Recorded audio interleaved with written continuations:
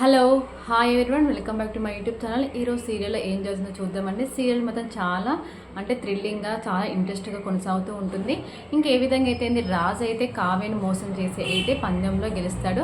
మరి రాజు కావ్యని ఏ విధంగా మోసం చేస్తాడు, ఒకవేళ తను చేసిన మోసాన్ని కావ్య తెలుసుకున్న తర్వాత కూడా ఏ విధంగా రియాక్ట్ అవుతుంది, ఈ మోసం ఇట్లా కావ్యను తన డిజైన్స్ దొంగతనం చేసి కావ్యను మోసం చేశాను తెలుసుకున్న సీతారామయ్య గారు మరి రాజుకు ఏమని చెప్తా ఉంటాడు, మరి అందుకు రాజు ఏ విధంగా ఫీల్ అవుతాడనే విషయాన్ని కూడా చూడాల్సి ఉందండి.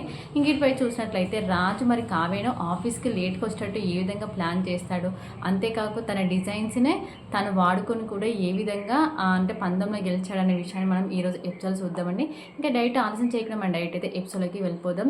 నిన్న సీరియల్ కండిషన్ భాగంగా విన్నట్టయితే ఇంకా ఆల్రెడీ అయితే రాజు అయితే ఇంకా రెడీ అయిపోయి చాలా టిక్ టాక్ రెడీ చేసి వస్తూ ఉంటాడు. ఇంకా అది చూసిన ప్రకాష్ అయితే ఏంట్రో బాగా టిక్ టాక్ రెడీ వస్తున్నావు అంటే, బాబాయ్ కాబోయే సీఈఓకి ఈ మాత్రం ఉండాలి కదా, ఇలానే రెడీ అవుతాం మరి అనేసి అంటూ ఉంటారు. ఏంటి అప్పుడే సీఈఓ దాకా వెళ్ళావా అంటే, మరి పందెంలో గెలిచింది నేనే కదా, అందుకే నేనే కంపెనీ సీఈఓను అనేసి చెప్పుకుంటూ ఉంటాడు. అలా ఎలా మీ అందరు ఇప్పుడు నాకు కంగ్రాచులేషన్ చెప్పాలి ఇంకో హాఫ్ అన్ అవర్లో అయితే అనేసి చెప్తా ఉంటాడు. అవునా అంటే ఇంక అటువైపు నుంచి వెళ్ళి అమ్మ నువ్వు నాకు ఆశీర్వాదం ఇవ్వమ్మా అనేసి వెళ్తూ ఉంటారు రాజు. ఇంకా అంటే ఇంకా తనైతే మనసులో భయపడుతూనే ఏమని ఆస్వాదించాలనుకుంటా అపర్ణైతే ఇంకా పిల్ల పాపలతో సుఖ సంతోషంగా ఉండాలనేసి దీవిస్తూ ఉంటుంది. ఏంటి మమ్మీ నీ ఆశీర్వాదం తీసుకుపోయి ఫ్రిడ్జ్లో పెట్టు అనేసి అంటూ ఉంటాడు. నేను వెళ్ళేది ఏంటి నువ్వేనంటే, సరే సరే నేను ఇలా అన్నాను కదా, మీ అమ్మమ్మ దగ్గరికి వెళ్ళి ఏం ఆశీర్వదిస్తుందో చూడు అనేసి చెప్తూ ఉంటుంది. సరే సరే అమ్మమ్మ నువ్వైనా బాగా ఆశీర్వదించు నన్ను పందెంలో గెలవాలనేసి అంటే, సరే రారా మనవడ ఆశీర్వదిస్తాను అనేసి అంటూ ఉంటుంది బామ్మ. అప్పుడే బామ్మ కూడా సుకృత ప్రాప్తిరస్తు అనేసి, ఏంటి మీరు నేను పందెంలో గెలవానికి వెళ్తున్నాను అంతేకాని ఇలా దీవిస్తున్నారేంటి అనేసి రాజు అనుకుంటూ ఉంటారు. అంటే మీ అందరికీ నేను ఓడిపోవాలనే ఉంది కదా, నేను పందెంలో గెలవను కావ్యనే గెలవాలనేసి మీరు అందరూ అనుకుంటూ ఉన్నారు అంటే, చూడు ఎలాగైనా నేనే గెలుస్తాను, ఈ ఇంటికి కంపెనీకి సీఈఓగా నేనే ఉంటాను అనేసి రాజుతో సవాల్ విసురుతూ మాట్లాడుతూ ఉంటారు. ఇంకప్పుడే అక్కడికి సుభాష్ కూడా వస్తూ ఉంటారు. కనీసం నాన్నగారు మీరైనా నన్ను ఆశీర్వదించండి.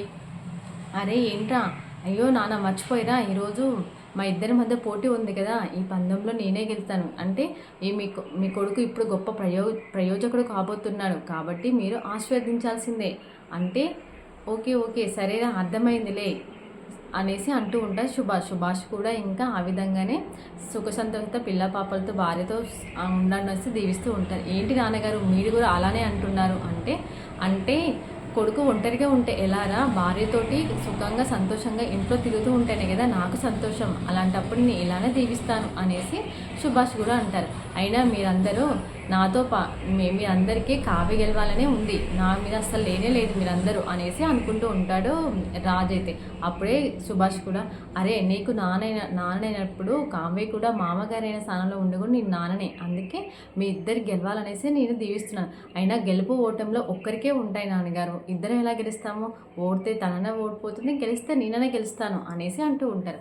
అయినా ఇంత కాన్ఫిడెంట్గా ఉన్నావేంట్రా, ఏదైనా మతలబ్ చేసావా ఏంటి అనేసి ఇంద్రవేణి అంటుంటే, ఏంటి బామ్మ అలా అంటావు, నేనెందుకు చేస్తాను, నేను చాలా కష్టపడి డిజైన్స్ గీశాను, అలా ఎందుకు అంటున్నావు అనేసి అంటూ ఉంటుంది ఇంద్రవేణి.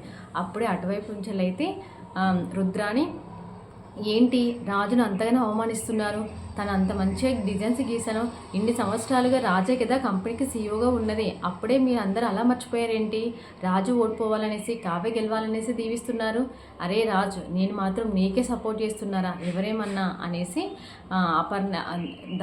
రుద్రాని మాత్రం అంటే, థ్యాంక్స్ అత్త మీరైనా నన్ను నమ్మినందుకు అనడంతో ఇంకా స్వప్న అయితే తుమ్ముతూ ఉంటుంది. తుమ్మడంతో ఏంటి అలా తుమ్ముతున్నావు, నా తుమ్ము మంచిదే రాజ్ అనేసి అంటే, ఎవరికి మంచిది, మా అక్క ఎప్పుడైనా బయటికి కావ్య ఎప్పుడైనా బయటికి వెళ్ళామని నన్ను తుమ్మమని అడిగేది, అంటే ఇప్పుడు ప్రకాష్ అంటాడు, ఇప్పుడు ఈ తుమ్ము మీ అక్కకు మీ కావ్యకు మంచి జరుగుతుందా లేకపోతే రాజుక అంటే ఎవరికో ఒకరికైతే మంచి జరుగుతుంది కదా, నా తుమ్ము మీద ఎవరు అనుమానం పడకండి. సరే తాతయ్య గారు, మీరు అన్నాగానే తాతయ్య గారు మాత్రం నాకు మంచిగా దీవిస్తారు, న్యాయం వైపే నిల్చుంటారు అనేసి తాత దగ్గరికి పోతారు. అయినా రాజ్ నాకు మాత్రం ఎందుకో కావ్యనే గెలుస్తుంది అనిపిస్తూ ఉంది, నువ్వు ఓడిపోతావేమని అనిపిస్తూ ఉంది అనేసి ఇంకా సీతారామయ్య గారు అంటే, తాతయ్య మీరు కూడానా అంటే, సరేరా ఏమని దీవించాలి ఇప్పుడు అనేసి ఇంకా సుపుత్ర పుత్ర సంతాన ప్రాప్తిరస్తు అనేసినట్టుగా దీవిస్తూ ఉంటారు. తాతయ్య మీరు అంటే క్షేమంగా వెళ్ళి కావ్యతో రా అనేసి చెప్తూ ఉంటారు. ఇంకా అందరూ అంటే మీ అందరికీ కావ్యనే గెలవాలని ఉంది అనేసి మళ్ళీ అంటూ ఉంటారు. సరే చూడండి ఏ విధంగా నేను గెలిచి వస్తాను అనేసి అంటూ ఉంటాను. అప్పుడే శాంతను పిలిపించి, ఏగో నేను ఎట్లా గెలుస్తాను కదా, నా కంపెనీ వాళ్ళకి ఎంప్లాయీస్ అందరికీ ఇక్కడే డిన్నర్ అరేంజ్మెంట్ చేస్తాను, దానికోసం నువ్వు ఇవన్నీ అరేంజ్మెంట్ చెయ్యి శాంత అని చెప్తాను. బాబు గారు ఇన్ని ఐటమ్స్ నువ్వు ఒక్కదానైనా, ఇంకెవరైనా తీసుకో, ఎట్లయినా చేయకని ఇవన్నీ చేయాల్సిందే అనేసి రాజు చెప్తూ ఉంటారు. ఇంకా ఇక్కడ చూసినట్లయితే అప్పుడే బామ్మ అయితే కావ్య కూడా చాలా ఇష్టం కదా కందిపప్పు చారు ఇంకా అవన్నీ చెప్తూ ఉంటుంది కావ్యకి ఇష్టమని, అవన్నీ మనం ప్రిపేర్ చేద్దాం అంటే చేసుకొని మీ ప్రిపరేషన్లో మీరు ఉండండి, నా ప్రిపరేషన్లో నేను ఉంటాను అనేసి అయితే రాజు అయితే బయలుదేరుతూ ఉంటారు. కానీ ఇక్కడ ఇంట్లో ఉన్న వాళ్ళకైతే చాలా కంగారుగా ఉంటుంది. ఇంక ఇక్కడ చూసినట్టయితే కావ్య కూడా ఆటోలో బయలుదేరుతూ ఉంటుంది. బయలుదేరుతున్నాయి కానీ చాలా నిదానంగా తీసుకొస్తూ ఉంటారు ఆటో డ్రైవర్. అప్పుడే కావ్యకి ఏంటి అసలు ఇంత స్లోగా వెళ్తున్నావు, ఆల్రెడీ అక్కడ ఉన్న బైక్లో వెళ్ళే వాళ్ళు సైకిల్ మీద వెళ్ళే వాళ్ళు మనకంటే ఫాస్ట్గా వెళ్తున్నారన్న, నువ్వేంటి ఇంత స్లోగా తీసుకెళ్తున్నావు, నాకు టైం అవుతుంది చెప్తున్నాం కదా అంటే, సరే మేడం స్పీడ్గా తీసుకెళ్తాను అనుకుంటా వేరే రూట్ నుంచో తీసుకెళ్తూ ఉంటారు. అప్పుడే కావ్య అంటుంది, ఏంటి ఈ రూట్ నుంచి వెళ్తున్నావు, మనం వెళ్ళేది వేరే రూట్ కదా అంటే, మ్యామ్ అక్కడ కన్స్ట్రక్షన్ జరుగుతూ ఉంది అందుకనే ఈ రూట్లో తీసుకెళ్తున్నాను, ఏంటో అసలు నువ్వు ఈరోజు అంతా డిఫరెంట్గా ప్రవర్తిస్తున్నావు, నాకు ఆఫీస్కు టైం అవుతుంది, క్లయింట్తో మీటింగ్ ఉందని చెప్పినా కూడా ఇంత నిదానంగా తీసుకెళ్తున్నావు అనేసి తనైతే దబాయిస్తూ ఉంటుంది. ఇంకా ఇక్కడ చూసినట్లయితే రాజ్ అయితే ఆఫీస్కి వస్తూ ఉంటాడు. ఇంకా జగదీష్ చంద్రప్రసాద్ కూడా అంటే మీటింగ్ కోసం అయితే మీటింగ్ రూమ్లో వెయిట్ చేస్తూ ఉంటారు. శృతి కూడా ఉంటుంది. ఇంకా అప్పుడే రాజ్ అయితే ఏంటి శృతి, అప్పుడే ఇంకా జగదీష్ అయితే 10 o'clock అని మీటింగ్ అనేసి అనుకున్నాం కదా, కావ్య మేడం ఇంకా రాలేదేంటి అనేసరికి రాజు ఇలా అంటూ ఉంటారు. అంటే సార్ తన తరపున నేను మీకు సారీ చెప్తున్నాను, అలా ఏం కాదులే, ఆడవాళ్ళు అన్నాక అంతే లేట్గా లేస్తారు, లేట్గా రెడీ అయ్యేసి మేకప్ వేసుకుని వచ్చేసరికి బయట ట్రాఫిక్ ఉండిపోతుంది, ఆ ట్రాఫిక్లో ఇరుక్కుపోతారు అనడంతో ఇంక శృతి ఇంకా దొరికింది సందు కదా అనేసి రాజ్ సార్ చాలా బాగా మేడం మీద ఎక్కి చెప్తున్నారు. అయినా ఈతనమే తక్కువనా రాక్షసుడు అంటే, ఏ శృతి నాకు వినబడుతుంది నీ మనసులో మాట అనేసి రాజు అంటూ ఉంటాడు. సరే సార్ మీరైతే ఏం అప్పుడే ఇంకా శృతి ఒకసారి మీ మేడంకి కాల్ చేయి అనేసి అంటూ ఉంటే, అప్పుడే శృతి మాత్రం కావ్యకు ఫోన్ చేసి, మ్యామ్ ఇక్కడ ఆల్రెడీ క్లయింట్ వచ్చేసి వెయిట్ చేస్తున్నారు, మీరు ఇంకా రావట్లేదు అంటే, వచ్చేస్తున్న శృతి ఒక 5 minutesలో అనేసి చెప్తూ ఉంటుంది. సార్ వస్తున్నారట అనేసి చెప్తూ ఉంటుంది శృతి. ఇంకా ఇక్కడ చూసినట్లయితే అతనికి ఇంకా ఆటో డ్రైవర్ అయితే నిదానంగా తీసుకొస్తూ ఉంటాడు. ఇంకా ఎలాగైనా కావ్యని తప్పించుకో మార్గం లేక ఒక యాక్సిడెంట్ అయితే చేస్తూ ఉంటాడు స్పీడ్గా చేయడంతో అక్కడ ఎలాగైనా లేట్ అవుతున్న ఉద్దేశంతో అలా చేస్తూ ఉంటాడు ఆ auto driver.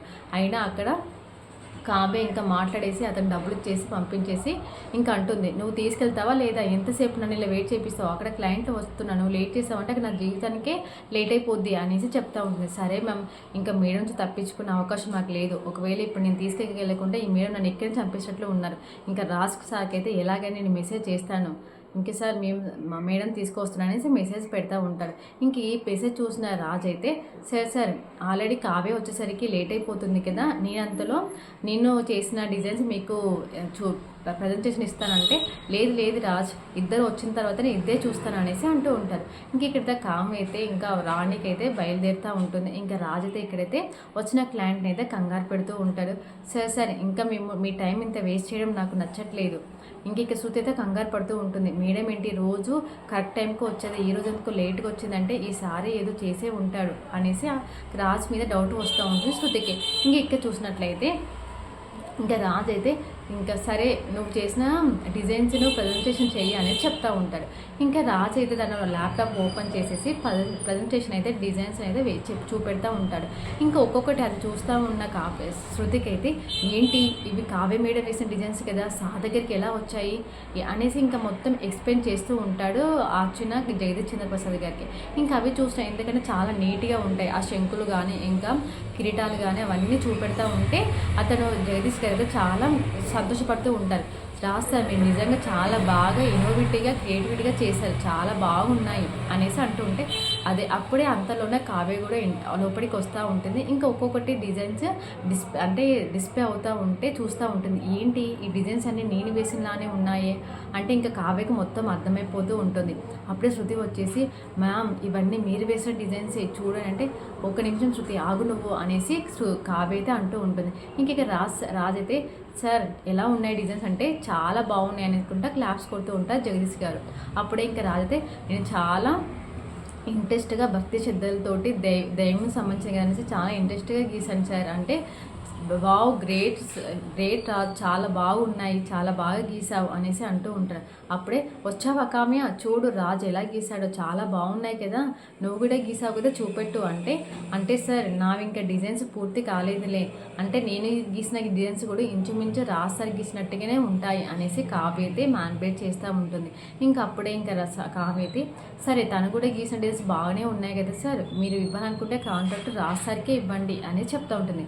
Wow Kavya madam మీరు కంపెనీ సీఈఓ అవ్వకుండా ఇంకొక ఎంప్లాయ్ యొక్క డిజైన్స్ మెచ్చుకోవడం అంటే చాలా గ్రేట్ అనేసి అంటూ ఉంటుంది. సరే రాజ్ మీకైతే మా కాంట్రాక్ట్ ఇస్తున్నామనేసి చెప్తాడు. ఇంకా రాజ్ చాలా మనసులో అనుకుంటూ ఉంటారు. అప్పుడే ఇంకా కావ్య అయితే ఎవరైతే ఏంది సార్ మా కంపెనీకి అయితే కాంట్రాక్ట్ వచ్చింది కదా, తన డిజైన్స్ కూడా బాగానే ఉన్నాయి కదా అనేసి చెప్తూ ఉంటారు. ఇంకా ఇక్కడైతే తను ఇంకా రాజుకైతే కానీ ఇన్కంప్లీట్లో పూర్తి చేయాలనేది చెప్పి వెళ్ళిపోతాడు. సరే సార్ మేము తీసుకెళ్తా పదా అనేసి రాజు అయితే జగదీష్ గారిని అయితే తీసుకొని వెళ్తూ ఉంటారు. ఇక్కడ చూసినట్టయితే శృతి అయితే ఇలా అంటూ ఉంటుంది, ఏంటి మా మీరు ఏం అనకుండా ఉన్నారు, మీరంత కష్టపడి 2 రోజుల దాకా రేం బాల్ కష్టపడి మంచి డిజైన్స్ వేశారు, కానీ రాజు సార్ చూడండి చివరి సమయంలో ఏం చేశారంటే మీరు ఊకో శృతి సరేలే అయిపోయింది కదా అది మేము చూసుకుంటున్నాం, నీకు అవసరం లేదు, నీ పని నువ్వు చేసుకోపో అనేసి చెప్తా ఉంటుంది. అదంతా మా ఇద్దరి మధ్య ఉంటుంది, ఏదైనా మాట్లాడుకుంటే మేము మాట్లాడుకుంటాంలే, నీకు అవసరం లేదు అనేసి చెప్తా ఉంటుంది. ఇంక ఈ విధంగా జరుగుతూ ఉంటుందండి. ఎందుకంటే అక్కడ కంపెనీ పరువు పోవద్దు అనేసి కావ్య అయితే ఏం మాట్లాడకుండా ఉండిపోతూ ఉంటుందండి. ఇదే ఈరోజు ఎపిసోడ్. మీకు కనుక నా వీడియో నచ్చినట్టయితే ప్లీజ్ లైక్ చేసి కామెంట్ చేయండి. Subscribe to my channel. Thank you for watching.